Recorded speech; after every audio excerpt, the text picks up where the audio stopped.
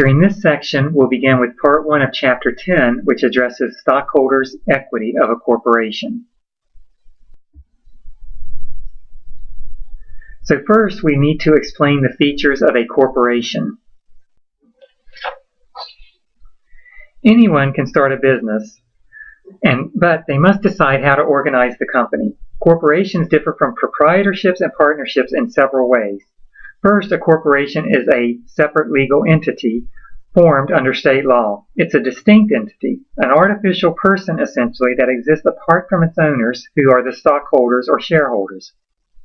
The corporation has many of the rights that a person has. For example, a corporation might buy, own, and sell property. Assets and liabilities in the business belong to the corporation and not to its owner. The corporation may enter into contracts, the corporation can sue, and it can be sued. Corporations have continuous lives regardless of changes in their ownership. The stockholders of a corporation may buy more of the stock, sell the stock to another person, give it away, or bequeath it in a will. The transfer of the stock from one person to another does not affect the continuity of the corporation. In contrast, partnerships and proprietorships terminate when their ownership changes. Stockholders have limited liability for the corporation's debt. They have no personal obligation for corporate liabilities. The most that a stockholder can lose on an investment in a corporation stock is the cost of the investment. Limited liability is one of the most attractive features of the corporate form of organization. It enables corporations to raise more capital from a wider group of investors than proprietorships and partnerships can. By contrast, proprietors and partners are personally liable for all debts of their businesses. Stockholders own the corporation, but the board of directors, who are elected by the stockholders, appoint officers to manage the business. Thus, stockholders may invest $1,000 or $1 million in the corporation without having to manage it. Management's goal is to maximize the firm's value for the stockholders, but the separation between owners and managers may create problems. Corporate officer may run the business for their own benefit and not for stockholders. Corporations are separate taxable entities. They pay several taxes not borne by proprietorships or partnerships, including an annual franchise tax levied by the state. The franchise tax keeps the corporate charter in force. Corporations also pay federal and state income taxes. Corporate earnings are subject to double taxation on their income to the extent they are distributed to shareholders in the form of dividends. First, corporations pay income taxes on their corporate income. Then, stockholders pay income tax on the cash dividends received from corporations. Proprietorships and partnerships pay no business income tax. Instead, the business tax falls solely on the owners. Because stockholders have only limited liability for corporation debt, outsiders doing business with the corporation could look no further than the corporation if it fails to pay. To protect a corporation's creditors and stockholders, both federal and state governments monitor corporations. The regulations mainly ensure that a corporation discloses the information that investors and creditors need to. The creation of a corporation begins when it organizes. Called the incorporator, obtain a charter from the state. The charter includes the authorization for the corporation to issue a certain number of shares of stock. A share of stock is the basic unit of ownership for a corporation. The incorporators pay fee, they sign the charter, they file the documents with the state, they agree to a set of bylaws which act as a constitution for governing the corporation, and the corporation then comes into existence.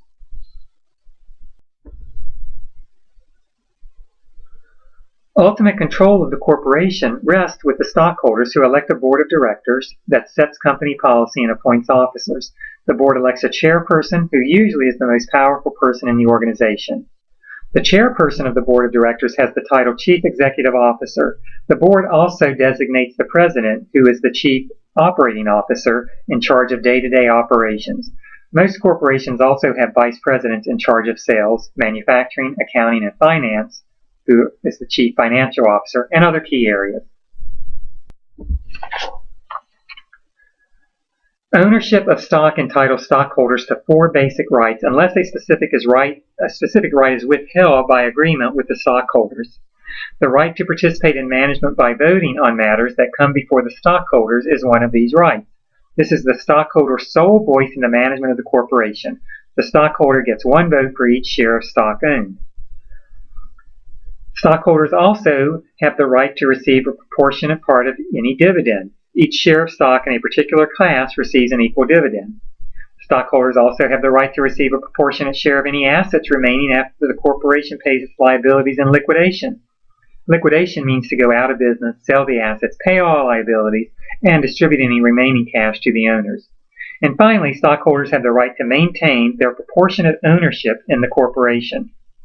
Suppose you own 5% of a corporation's stock. If the corporation issues 100,000 new shares, it must offer you the opportunity to buy 5% or 5,000 of the new shares. This right, called preemptive right, is usually withheld from the stockholders.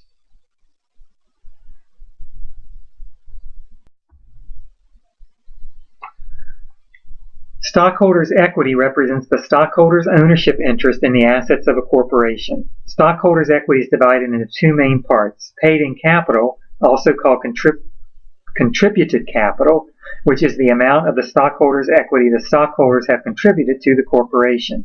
Paid-in capital includes the stock accounts and any additional paid-in capital. The second part of stockholders' equity is retained earnings, which is the amount of stockholders' equity the corporation has earned through profitable operations and has not distributed to stockholders as dividends. Companies report stockholders' equity by source. They report paid-in capital separately from retained earnings because most states prohibit the declaration of cash dividends from paid-in capital. Thus, cash dividends are declared from retained earnings. The owner's equity of a corporation is divided into shares of stock. A corporation issues stock certificates to its owners when the company receives their investment in the businesses, usually cash. Because stock represents the corporation's capital, it is often called capital stock. The basic unit of capital stock is a share. A corporation may issue a stock certificate for any number of shares, 1, 100, or any other number, but the total number of authorized shares is limited by the charter. Every corporation issues common stock, the basic form of capital stock. Unless designated otherwise, the word stock is understood to mean common stock. Common stockholders have the four basic rights of stock ownership unless a right is specifically withheld. The common stockholders are the owners of the corporation. They stand to benefit the most if the corporation succeeds because they take the most risk by investing in common stock. Preferred stock gives its owners certain advantages over common stock. Preferred stockholders receive dividends before the common stockholders, and they also receive assets before the common stockholders if the company liquidates. Owners of preferred stock also have the four basic stockholders' rights unless a right is specifically denied. Companies may issue different classes of preferred stock. Each class of stock is recorded in a separate account. The most preferred stockholders can expect to earn on their investments is a fixed dividend. Preferred stock is essentially a hybrid between common stock and long-term debt. Like debt, preferred stock pays a fixed dividend, but unlike interest on debt, the dividend is not required to be paid unless the board of directors declares the dividend. Also, companies have no obligation to pay back true preferred stock. Preferred stock that must be redeemed or paid back by the corporation is a liability masquerading as a stock. Preferred stock is rare. A recent survey of 600 corporations revealed that only 9% of them had preferred stock. All corporations have common stock.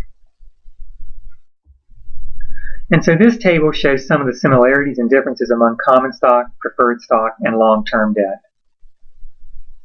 And so, for instance, with respect to obligation to repay principals, we see that common stock has no obligation. The corporation is under no obligation to repay the principal or the cost of the common stock, nor the preferred stock, but they must pay back the face value or par value of the bond or debt instrument. And so you can go through each of these differences on your own, but please make yourself familiar and aware of them. Stock may be par value stock or no par value. Par value is an arbitrary amount assigned by a company to a share of its stock. Most companies set the par value of their common stock low to avoid legal difficulties from issuing their stock below par. Most states require companies to maintain a minimum amount of stockholders' equity to protect creditors. For corporations with par value stock, legal capital is the par value of the shares issued. No par stock does not have par value, but some no par stock has a stated value, which makes it similar to par value stock. The stated value is an arbitrary amount similar to par value. Next, we want to account for the issuance of stock. To record the issuance of stock at par, the asset received is debited and common stock is credited. Suppose a company issued 50,000 shares of $1 common stock at par value. The entry is shown here. Notice that the full amount received is credited to the common stock account in this transaction, but that is only because the stock was issued at par. Most stock is issued above par. Suppose a corporation issues its 50,000 shares of its $1 par stock for $300,000. Cash is debited for the amounts received, and common stock is credited for par value of $50,000. The amount above par value, the premium, is credited to paid-in capital in excess of par. Because the entity is dealing with its own stockholders, a sale of stock is not gain, income, or profit to the corporation.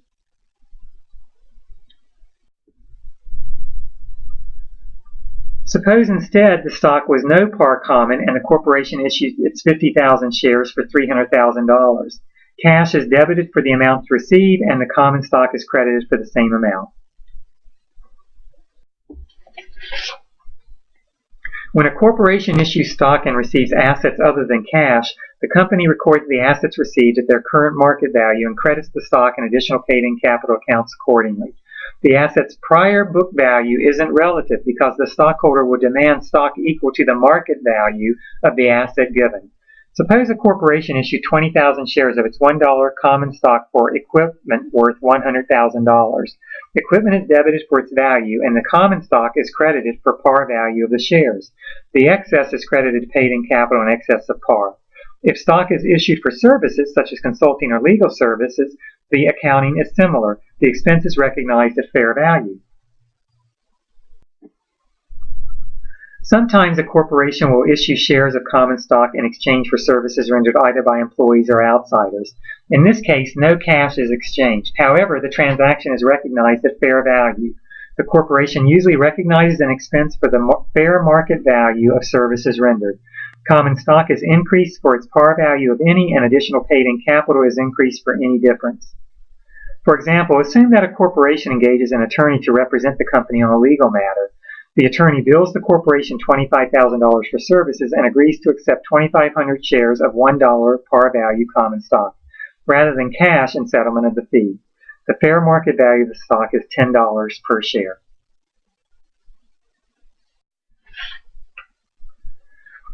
Accounting for preferred stock follows the same pattern we illustrated for common stock. When a company issues preferred stock, it credits preferred stock at its par value, with any excess credited to paid-in capital in excess of par preferred. There may be separate accounts for paid-in capital in excess of par for preferred and common stock, but not necessarily so. Companies also issue convertible preferred stock. The preferred stock is usually convertible into the company's common stock at the discretion of the preferred stockholder as the price of common stock, as well as its dividend, rises to an attractive level in the future. It's important to distinguish among these distinctly different numbers of company stock.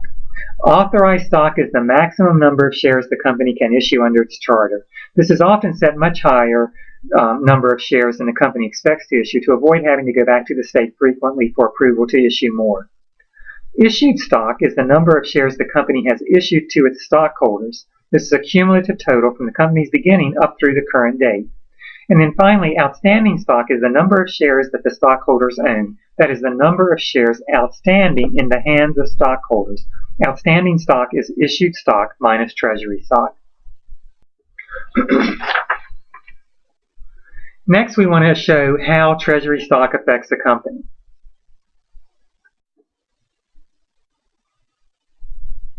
A company's own stock that is issued and later reacquired is called treasury stock. In effect, the corporation holds this stock in its treasury. Many public companies spend millions of dollars each year to buy back their own stock. This is done for several reasons. Perhaps the company has issued all its authorized stock and needs some stock for distributions to employees under a stock purchase plan. Perhaps the company wants to increase net assets by buying its stock low and hoping to resell it for a higher price. Or perhaps management wants to avoid a takeover by an outside party. Alternatively, management wants to increase its reported earnings per share of common stock. Purchasing shares removes them from outstanding shares, thus decreasing the denominator of this fraction and increasing earnings per share. Another example would be if management uses a share repurchase program as a way to return excess cash to shareholders in a manner similar to a dividend. Treasury stock is recorded at cost, the market value of the stock on the date of the purchase, without regard to stock's par value. Treasury stock is a contra stockholders equity account. Therefore, the treasury stock account carries a debit balance, the opposite of the other equity accounts. It is reported beneath the retained earnings amount on the balance sheet as a negative amount. Suppose a corporation issued $5,000 of its own dollar par common stock for $95,000. Suppose a corporation purchased $5,000 of its own $1 par common stock for $95,000. In this case, treasury stock is debited and cash is credited.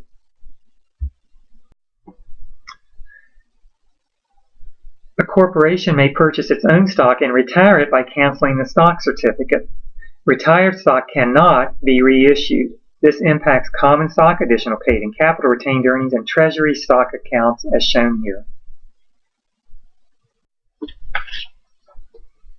Reselling treasury stock grows assets and equity exactly as issuing new stock does. Suppose that a company had purchased 5,000 treasury shares for $95,000, resells all of the treasury stock it purchased then later for $100,000. The sale increases assets and equity by the full amount of cash received. Notice that the company never records gain or losses on transactions involving its own treasury stock. Rather, amounts received in excess of amounts originally paid for treasury stock are recorded in paid-in capital from treasury stock transactions, thus bypassing the income statement. If amounts received from resale of treasury stock were less than the amounts originally paid, the difference would be debited to paid-in capital to the extent of that balance, and after that to retained earnings. The treasury stock account cannot be credited for more than the cost of the shares.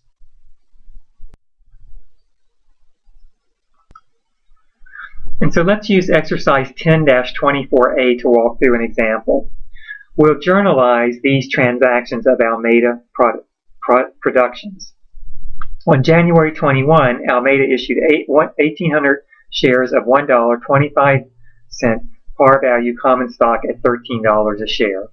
And so we can see that they debited cash for the $23,400 that they received. They credited common stock for the $1.25 par value for 1,800 shares, and then the difference they credited paid-in capital in excess of par common. On January 23rd, they purchased 500 shares of treasury stock at $15 per share. So we debit treasury stock at $7,500, or the 500 shares times the $15, and we credit cash since they spent cash to buy the treasury stock. And then finally, on July 12th, they sold 400 shares of treasury stock at $22 per share. And so here we debit cash for the $8,800 they received for the sale. We credit treasury stock for $6,000, and then we credit additional paid-in capital for $2,800. The overall effect on these transactions on stockholders' equity is shown here. So we see an increase in stockholders' equity as a result of these transactions of $24,700. And so this ends part 1 of chapter 10. Please go back and read chapter 10 and then proceed on to the review of part 2 of chapter 10. Thank you for your attention.